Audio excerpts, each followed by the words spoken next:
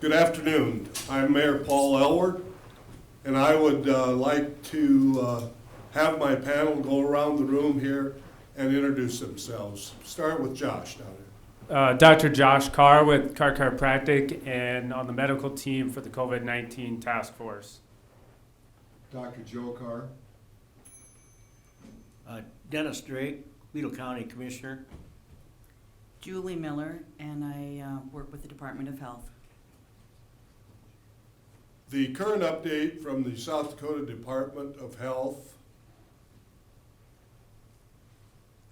shows 16 positive COVID-19 cases in Beadle County and 58 cases statewide, with Beadle County being considered community spread now.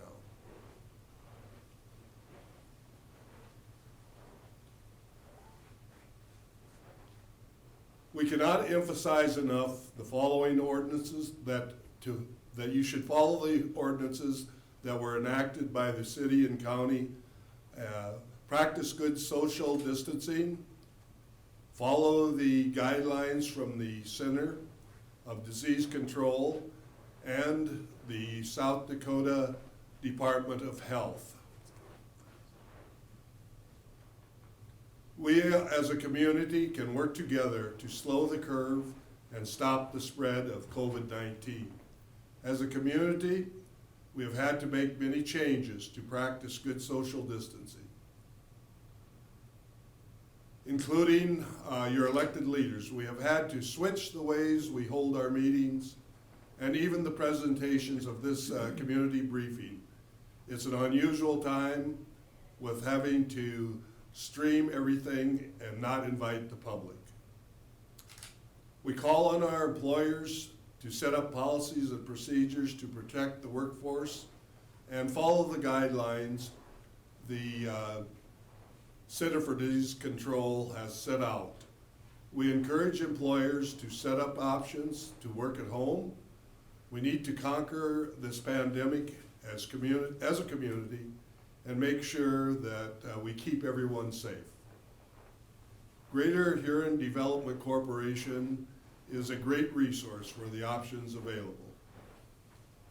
We continue to encourage everyone to follow the Beadle County COVID-19 Unified Task Force on social media as we continue to relay information from the Department of Health, information for employees and employers, and any community update released to the COVID-19 pandemic.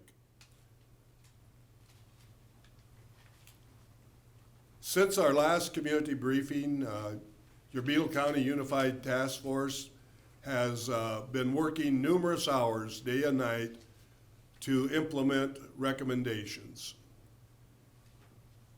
from our community partners along with our state and federal leaders. The task force has expanded to the point of even having a medical branch, which is made up of the local healthcare providers that are offering to provide services. Not only has the task force been planning to implement the items we are going to announce shortly, but we have also been working to provide future services for the duration of this pandemic. We are pleased to announce the following information. First, there has been a Beadle County COVID-19 call center set up for Beadle County residents having questions about COVID-19. This is a resource for individual questions about COVID-19. The call center number is 605-353-6214. The call center is staffed with medical professionals and will be able to answer all your questions. They will also be able to provide home management information. If you are on a home isolation, the call center will be live at 2 p.m. starting today, 2 p.m. today. Second, in an effort to take the burden off of the healthcare facilities and not introducing the COVID-19 virus into our medical community, our vital healthcare facilities, there is now one testing facility. and is designated to be used in Beetle County. At the present time, the facility is designed to be used by appointment only, and you must be pre-screened by the call center or your primary care physician.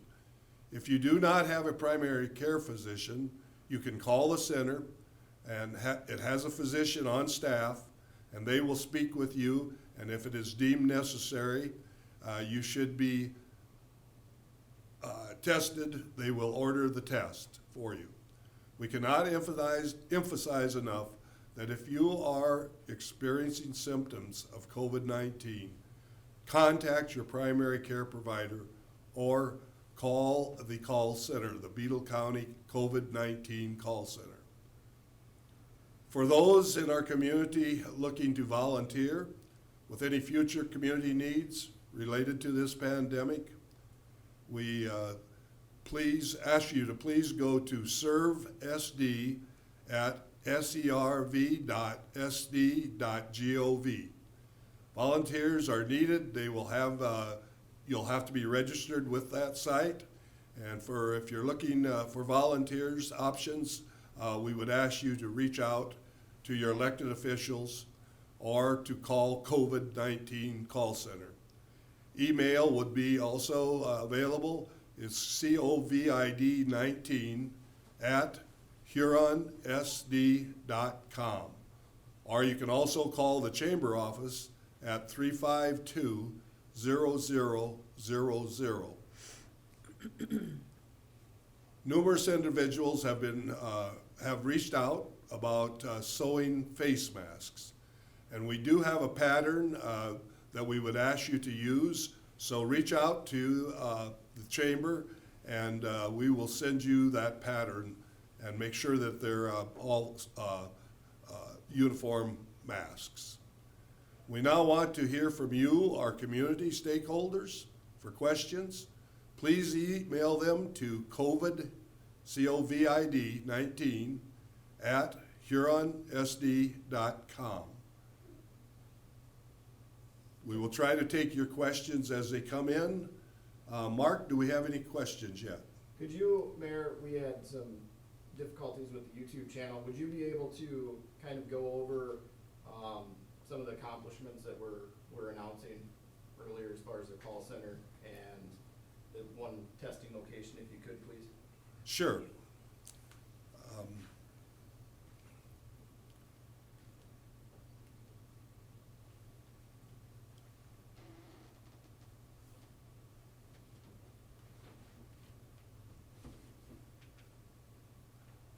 First of all, the Beetle County COVID-19 call center is set up for Beetle County residents having questions. The call center will be ready to go to today at 2 p.m. This is a resource for individuals with questions about COVID-19. The number is 605-353-6214. And again, it's going to be staffed with medical professionals, and they'll be able to answer any questions you have about the COVID-19 questions there. They will also be able to provide home management information. If you are being isolated at home, the call center will be live at 2 p.m. again today. Second, in an effort to take the burden off of the healthcare facilities and not introducing the COVID-19 virus into our vital healthcare facilities, we're going to have just one testing facility designed to be used by Beetle County residents. At the present time, this facility is designated to be used by appointment only, and you need to be pre-screened by the call center or your primary care physician. If you do not have a primary care physician, the call center has physicians on staff. They will speak to you, and if it is deemed that you should be tested, They will order that test and make an appointment for you. We cannot emphasize enough that you are experiencing symptoms of COVID-19 to contact your primary care provider or to call the Beetle County COVID-19 call center. Okay. If you do have questions, please email them to covid19@huronSD.com. We'll start answering questions. I have one that was curious about if there's resources available to help with someone with their mortgage or possibly food, or state funding that's out there, or if anybody can touch on the legislation that came out from at the federal level. I do not have any information on financial matters. I think you can probably, most of our banks or your financial lender are open at least by phone. That would be a question to give them a call about.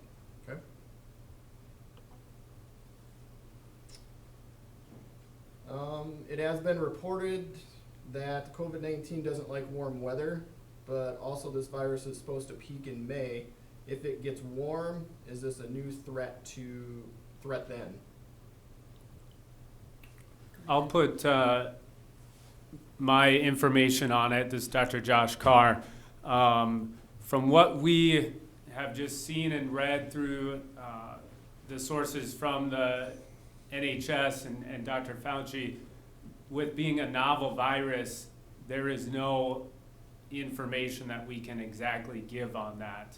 So at this point, we cannot, quote, bank on that being the case with that. Julie, do you have anything to offer up? Nope, I would agree with you on that. Dr. Joe, anything else? No, that's exactly what we've all read and seen. Okay. Clay, do you have any questions? Anybody raising their hand? You know, I would like to add, your first question, they talked about food. So currently with the task force, we have groups of the task force looking for if our citizens are in need of food. We have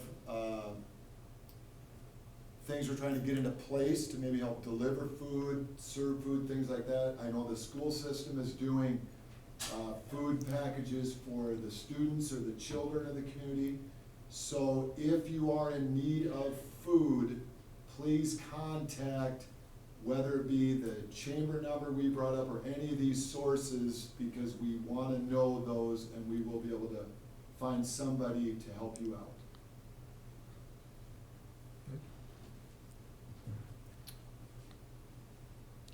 And with that too, the senior center is still delivering Meals on Wheels, and they're looking for help there to deliver those meals. So if anybody's got some free time, that might be a easy duty for you. Ben, do you have questions? No? Okay. Mayor, can I, as far as the testing side, I just want to touch base on a few different things as far as the requirements from the state for testing. So there is a priority level when we look at the testing, and right now that priority level is individuals who are hospitalized, persons in an institutional setting such as long-term care facility or assisted living centers, and then the last priority level is healthcare workers, first responders, the military and National Guard. So at this time, that is what the state is recommending for priority testing.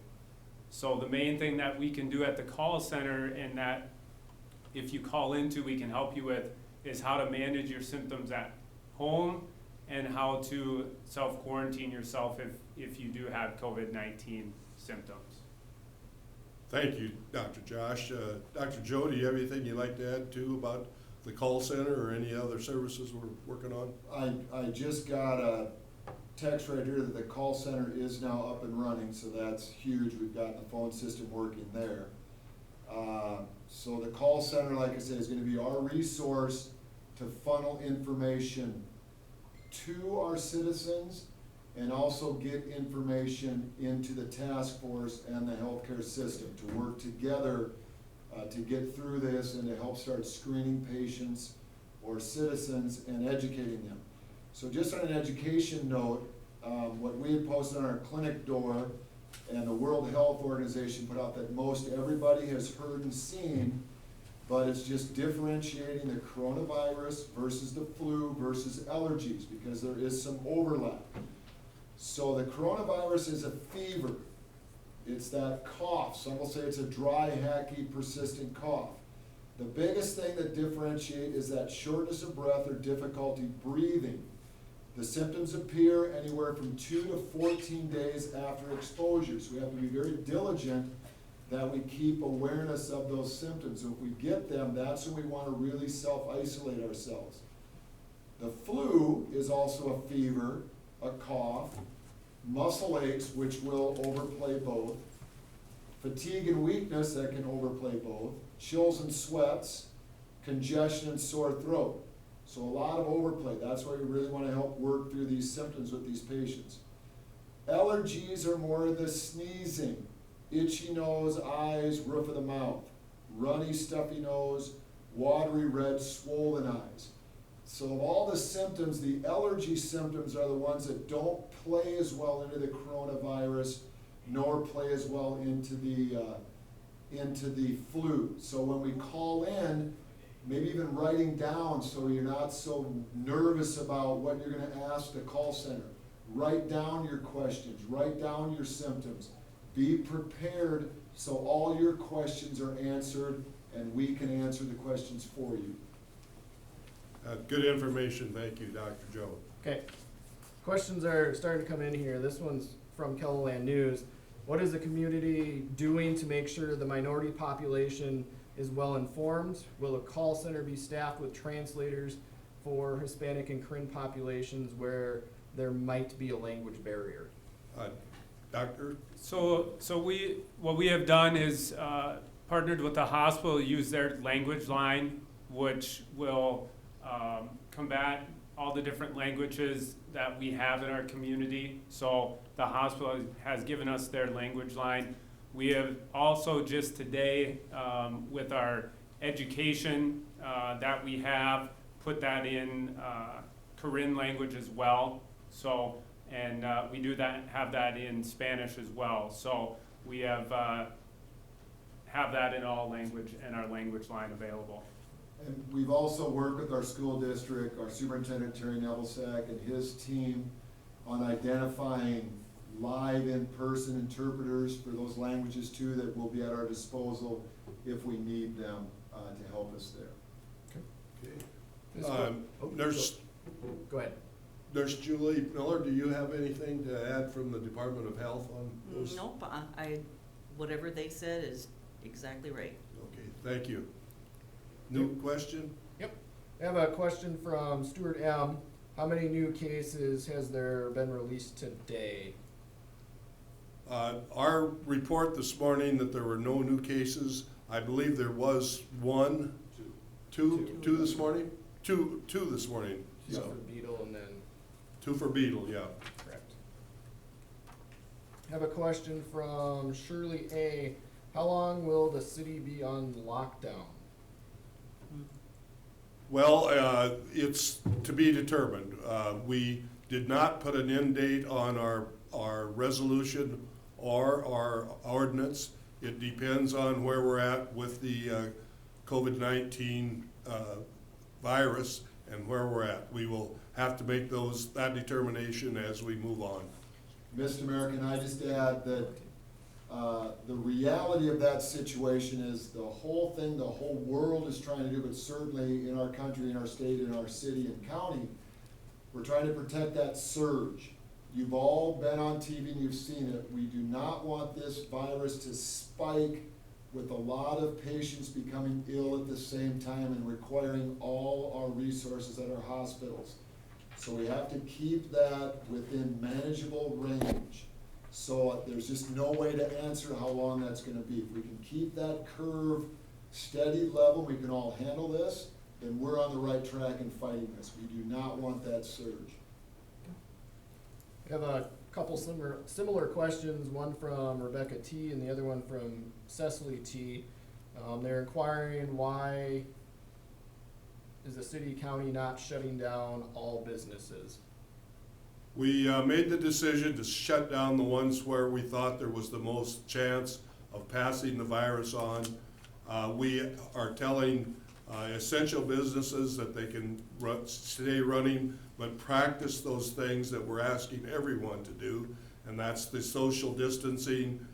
Make sure you wash your hands, cough into your arm instead of on your hands, and to just practice good hygiene at this time.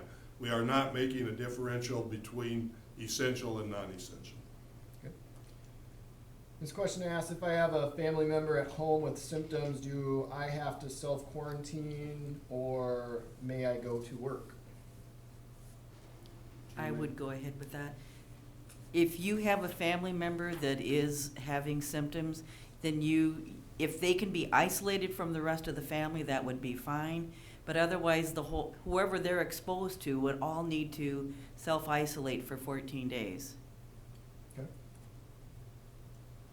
Doctors? Anything else on that, Josh? I would second that. Like you said, if they have been exposed, like we said, and they have not been self-isolated and they are exposed to that family member, then yes, the self-quarantine of 14 days comes into effect. This question asks, does putting items in the refrigerator or freezer kill the virus? I don't believe temperature affects this virus. It's the amount of time. For testing purposes, the specimen goes on ice, so no, that would not kill the virus. Preserve it. Yes.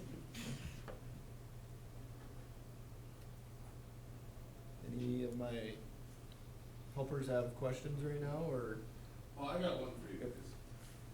The recovered cases, we now have 21 recovered in the state.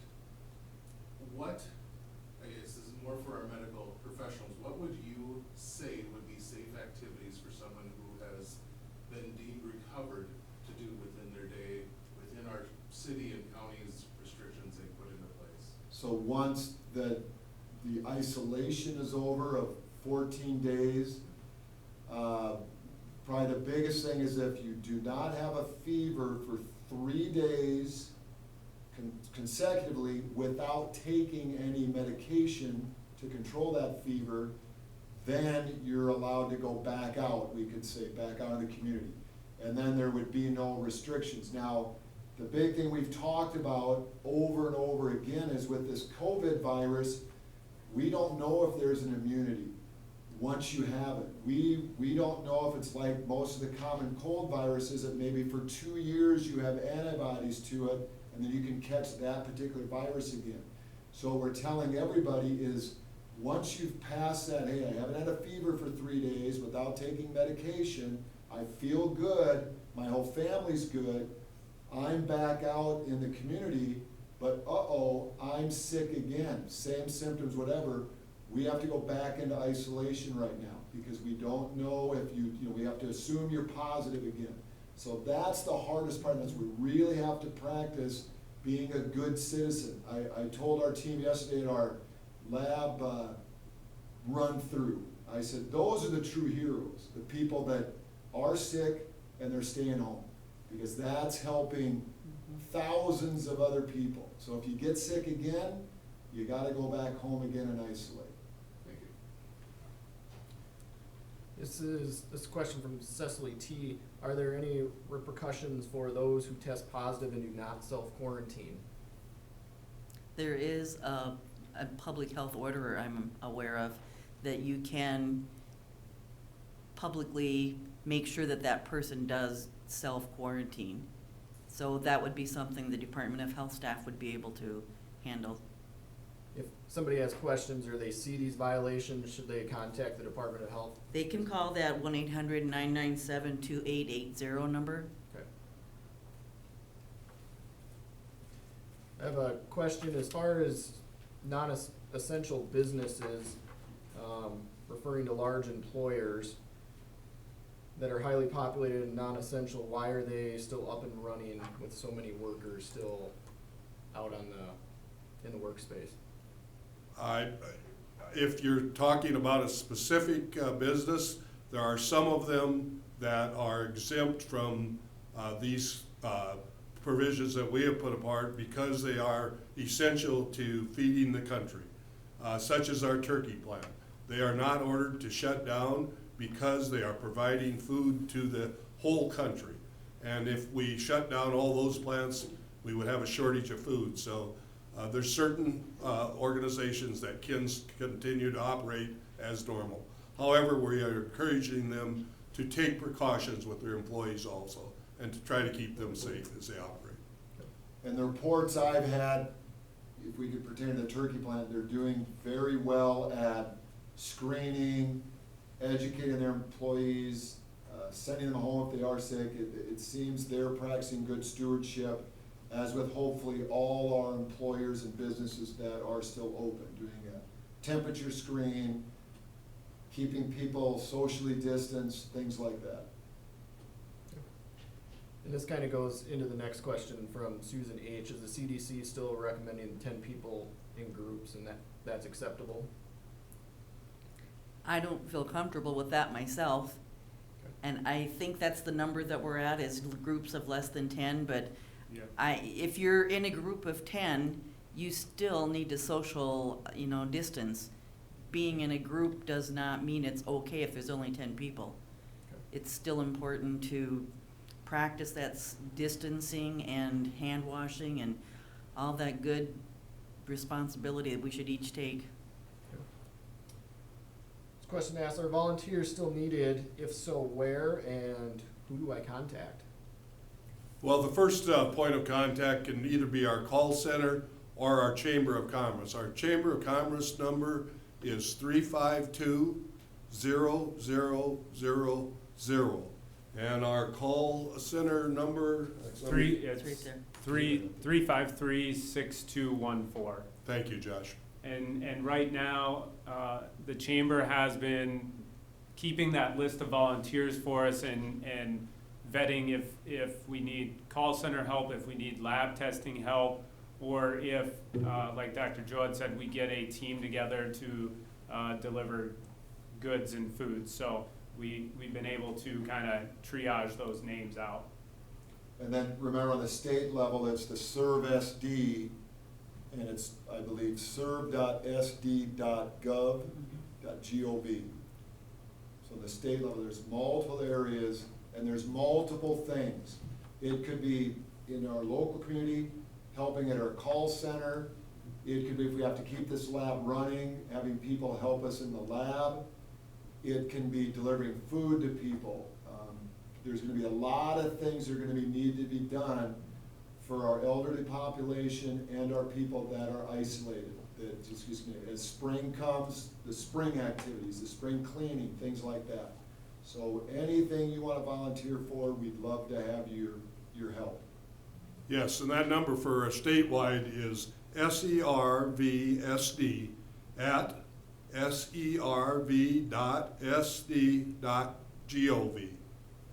So there's 3 places where you could call now or get a hold of to volunteer, and this could take a lot of volunteers, so we encourage you to do that.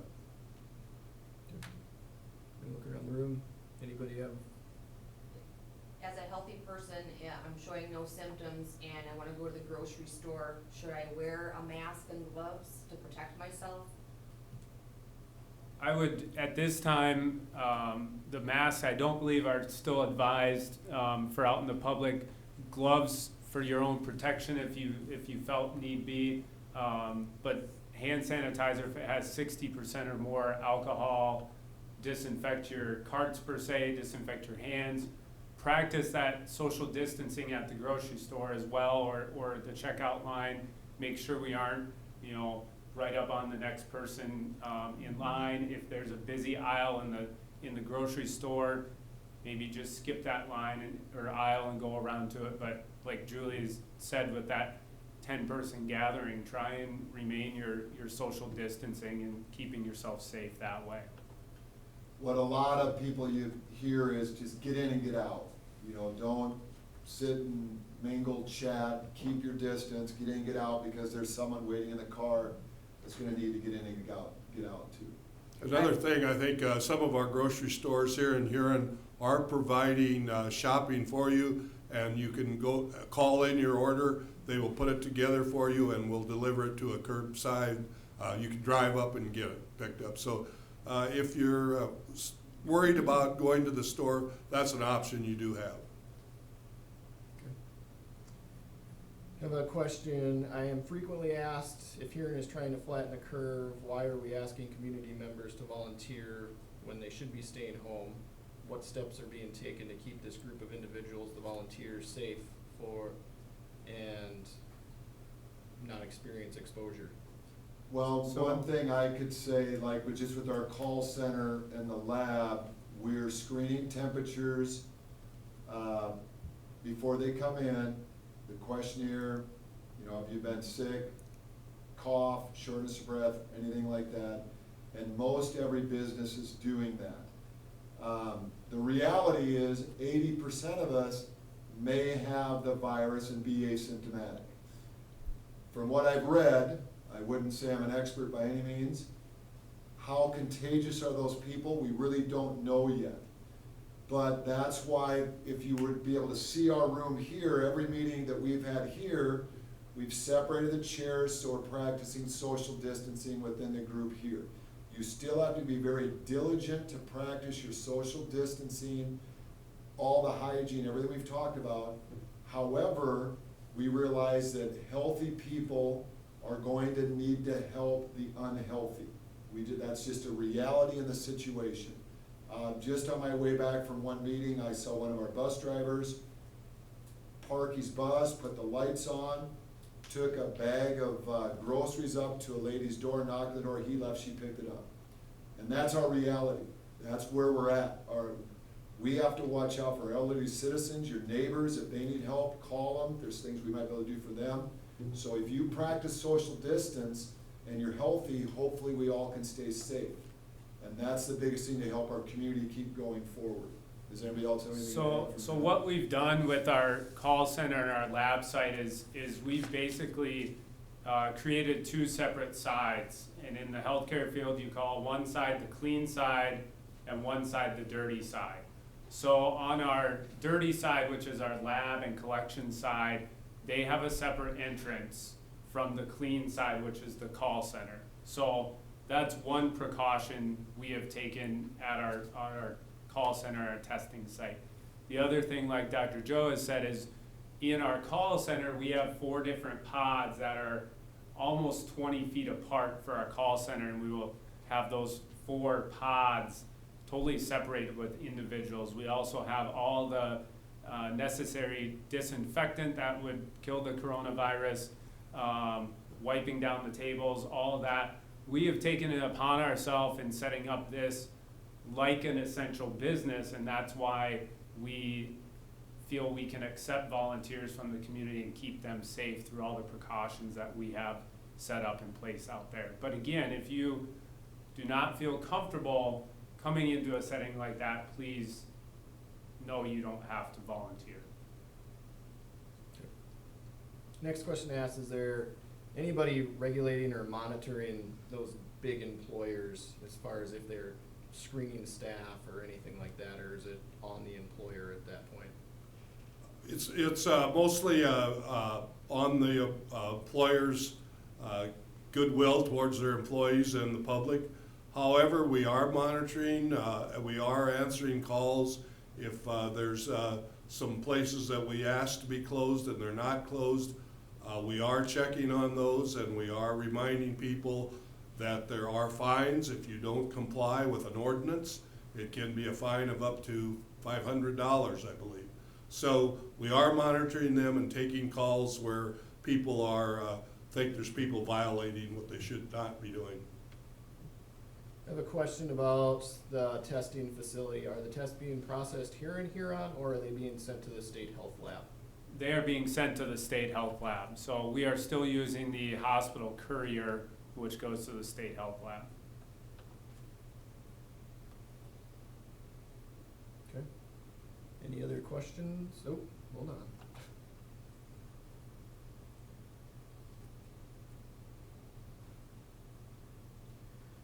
Working in retail, I still see a lot of people coming in, crowding the employees just to talk.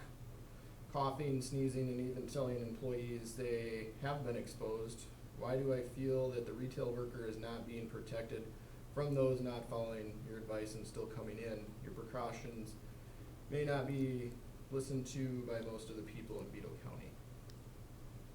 I think that's up to each of as individuals to hold others accountable. And if you are a business owner and you have people in your business that you don't feel should be there, I think you should educate them and make them aware of the importance of not being out and about if you're sick, hand washing, how to sneeze, how to cough, and maybe having the sanitizer available in the store for people to use. But I think we all need to hold each other accountable for that. Correct, and that's again why the county and the city have this press conference. We have to be diligent on our public service, on our awareness, our community awareness. So the more we talk, you talk, everybody follows it, the more hopefully everybody gets it and starts practicing it. I would just add that this is a very dangerous virus. It is not to be taken lightly. It has caused over 1,000 deaths already in the United States. So we need to take this very seriously. Everyone, wherever you are, make sure you practice good distance. And if you have some of the symptoms, stay home, self-isolate, contact your healthcare professional. This is a pandemic. It is serious. So please do everything you can do. For this panel, how many cases, or how many tests have been sent to the state health lab from Beetle County? I would refer to the Department of Health for that. I would go to the website to look at that. I don't have those numbers in my head. Go to the covid.sd.gov. See, remember, there's limited numbers. So in a perfect scenario, we could test everybody, but we don't have a perfect scenario. There's limited numbers. So we really have to screen, and just because you don't get tested doesn't mean you don't have COVID-19.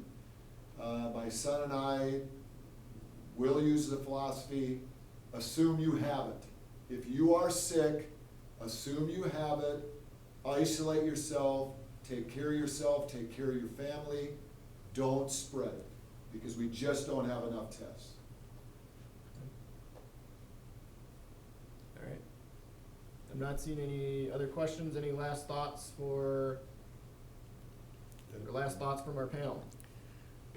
Like Paul said, this is a serious situation, and we're gonna be in it for a long haul. We're looking probably a couple more months out yet. So,